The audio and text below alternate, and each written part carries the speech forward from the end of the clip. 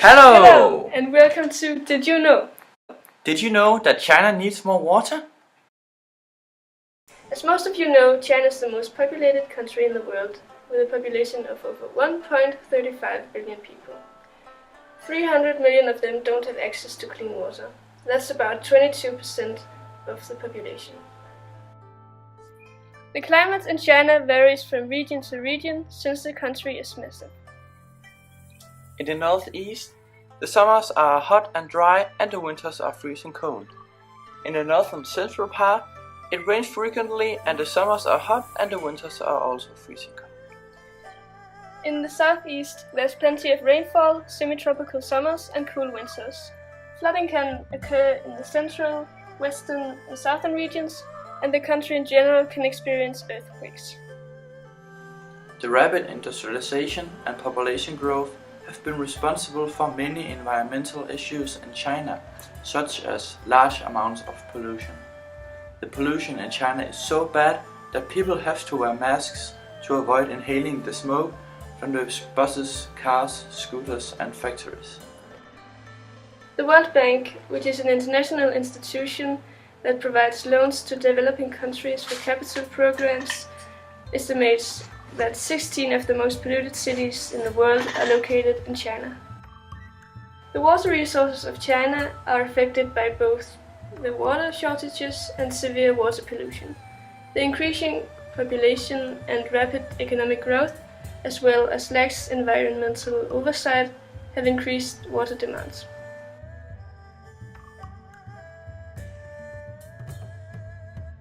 Water resources are falling while demand for water rises. The water crisis is not new to China, but has been ongoing since the 1950s.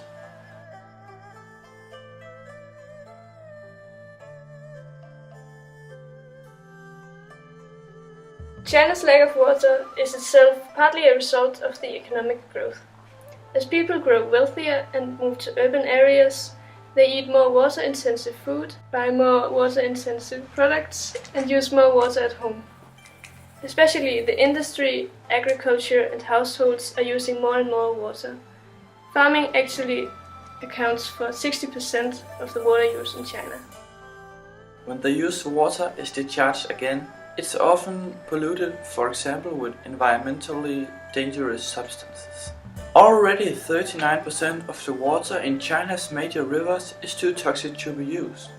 The crisis is worst in the northern China because a lot of farmers live there. A lot of rivers have disappeared because of overuse. In the south, it looks a little bit better.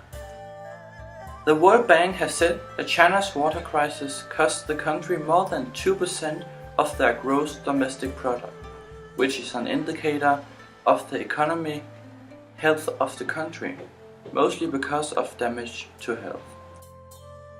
In per capita terms, China's water resources are just a quarter of the world average.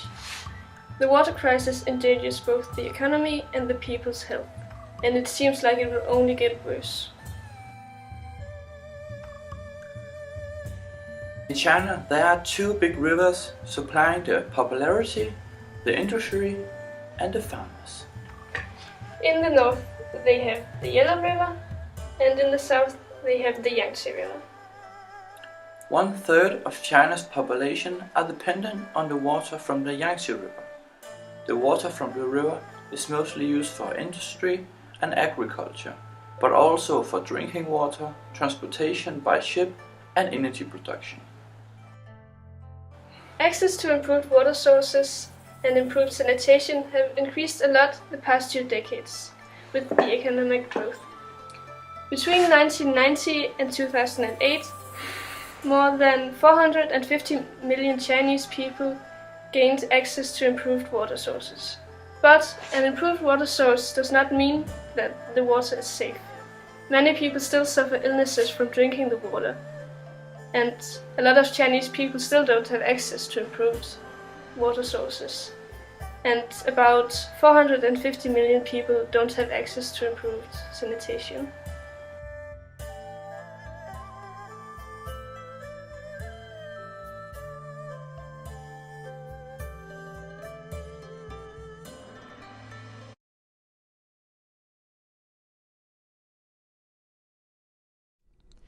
It's hard to believe that the county of Minqin was once a lush, green oasis. Today, the fields of Minqin are parched, and the landscape is littered with abandoned homes. Due to lack of water, more than 10,000 farmers have moved away from this area, leaving their houses behind. One of the hardest hit places is this village, Weijie, which lies on the edge of the vast desert that covers Inner Mongolia.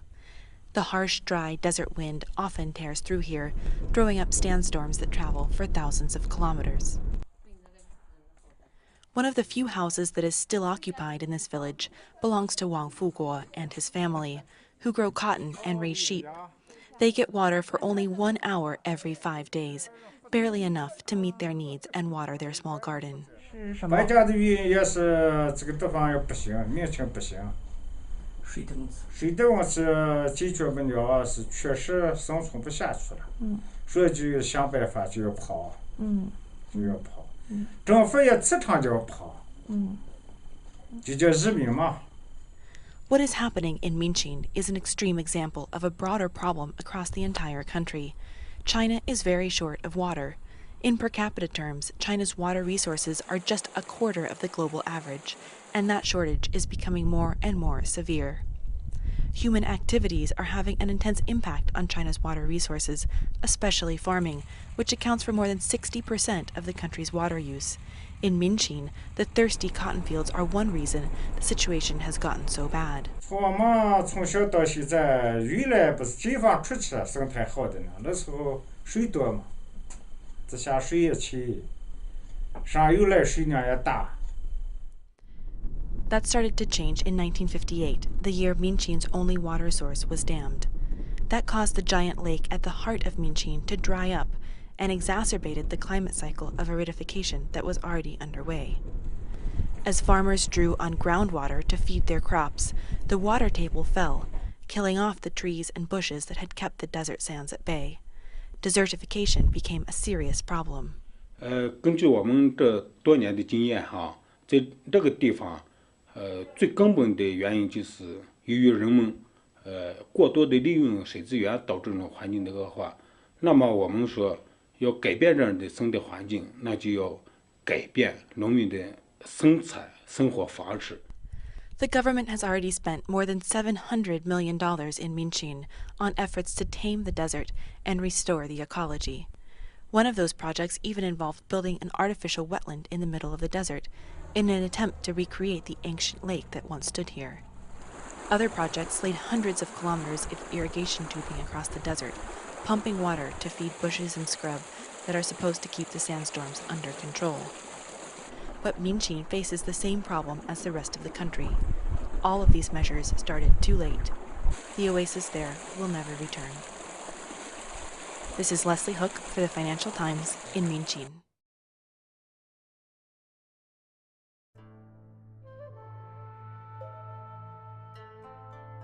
The lack of water is so desperate that some have in the past suggested such drastic answers as moving the capital. The government has tried to fight the water crisis, for example, by making very strict laws on water use and water pollution. But many people question whether these tough laws and the billions spent on the water infrastructure will really ease the water crisis. China has signed an agreement with the European Union. It's called the South-North Water Transfer Project, and it's an expensive effort to reroute water from the south to the drier north, in particular. It will cost at least $41 billion and has forced more than 300,000 people to relocate, with engineers cutting new canals and reservoirs. One of the new canals will be stretching over 1,200 kilometers from the Yangtze River in the north to the capital, Beijing. The canal is the second leg of the diversion project. The first, which opened 2 years ago in eastern China, brings water from the south along the route of the old Grand Canal, built 1,400 years ago, to the northern plain. But neither will help more than just temporary. They have also done other expensive efforts, like building desalination plants on the coast near Tianjin, a city close to Beijing. China is planning to clean up water pollution over the next 5 years. What do we think about the crisis?